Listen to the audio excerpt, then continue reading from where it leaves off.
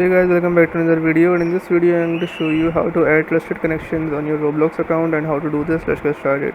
First, open your Roblox player and log into your account, and then here you'll see this plus button under connections. So just click on this, and then you need to just search for people, and they will appear in front of you. For example, if we write Sarah and hit enter, you'll see the corrections. You can just add anyone which is your friend and they know you.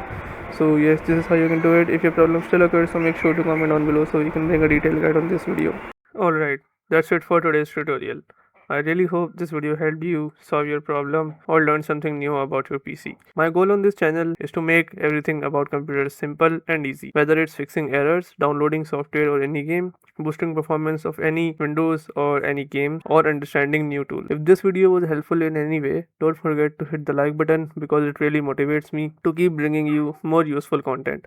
And if you're new here, make sure to subscribe and turn on the notification bell so you never miss any future tutorials, tips, and PC fixes. Also, if you're facing any issues or have any questions related to computers, Windows, software, or anything technical, drop them in the comments. I read all of your comments and I'll try my best to help you out. Thanks a lot for watching. Take care of your system, keep learning, and I'll see you in the next video. Thanks for watching.